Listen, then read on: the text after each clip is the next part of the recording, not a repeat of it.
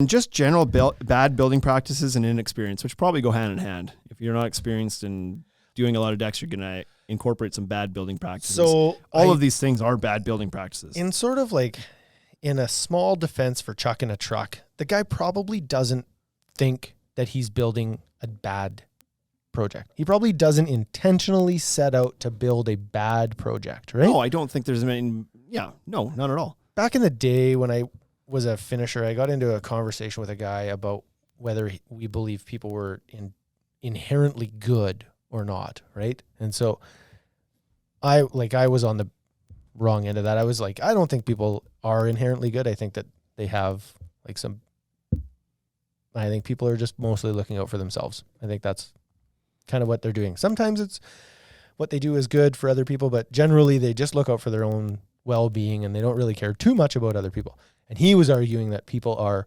inherently good and like to do good things for good people. And so in the idea of building a deck, if the guy doesn't know what he's doing, I don't think that he is malicious in the fact that he's like, I'm just going to use these nails and the deck will fall off. Yeah. He doesn't understand what to use for products, right? Yeah. But so it's like poor building practices are often out of inexperience, not out of maliciousness, right? So yeah, I think so. Yeah. I doubt there's too many people that are like, I'm going to build this thing to fail. Because I have heard that. This guy ticked me off. I've heard people say out loud, yeah, I'd like this deck to rot so that in 10 years I could build it again. Yeah. Yeah. So. And I sold him the lumber. Yeah, I did. Well, you didn't give him bad lumber. Nope. So the moral of the story is here, I think all of these things right here can be addressed by just hiring a good contractor, a specialized deck contractor, and don't run away because his price is a little bit more.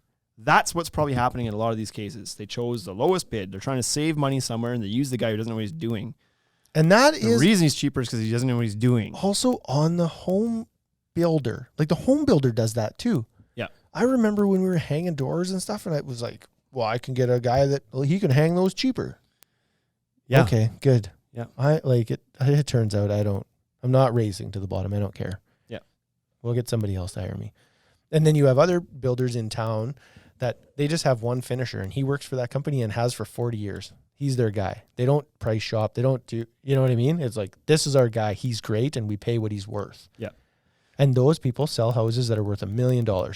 And then row home builders come in and they don't have,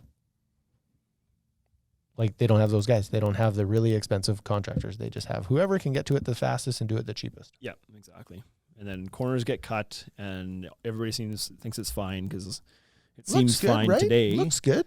Things happen. Comment from TC Decks. I tore off one with tongue and groove cedar soffit that was completely soaked. Yep. I don't understand that even. Like, geez, like, where do you think the water's going?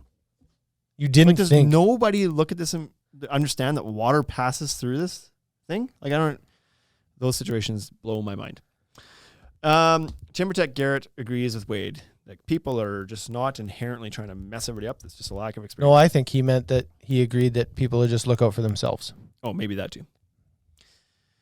Anyway, this is a frustrating episode to go with because it's just like you said, most of the people listening to this podcast know, and we're just like, we probably just made a bunch of guys mad, and you're like, yeah, I deal with this crap all the time. Everyone's fired up now, ready well, to whatever. go. They should be mad. And the same reason that the person that bought the house, like the deck fell off the house, they should be on social media. They shouldn't be telling us to take the post down.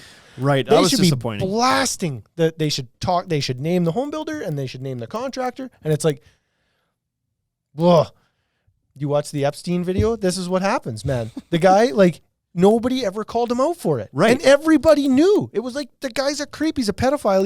He's banging 14-year-olds and everybody knew it. And it was like, yeah, don't talk about that. Like that, it'll make him uncomfortable. Who gives a shit? Yeah. The deck fell off the house. Make that home builder uncomfortable. Yeah, it was super disappointing when we got the message that, can you please take those photos down? For legal matters, sure. I'm not sure what the legal implications of the photo being up on I don't either. Were. Hurt I don't feelings. understand. Didn't mean anything, but we were kind of like, that's really too bad because attention needs to be brought to this. They had a deck on the house. There was a second deck on their house. Yeah, it fell off tomorrow. Yeah, it's built the same way. And the neighbors would have had those same decks on their house. Exact same house right beside it. And so now you're, by by muting this story, it's just going to lead to somebody else crashing off their deck. Yep. So hopefully if those people are requesting those images are taken down, they're doing their part to now go to their neighbors and be like, heads up, this just happened at our house, because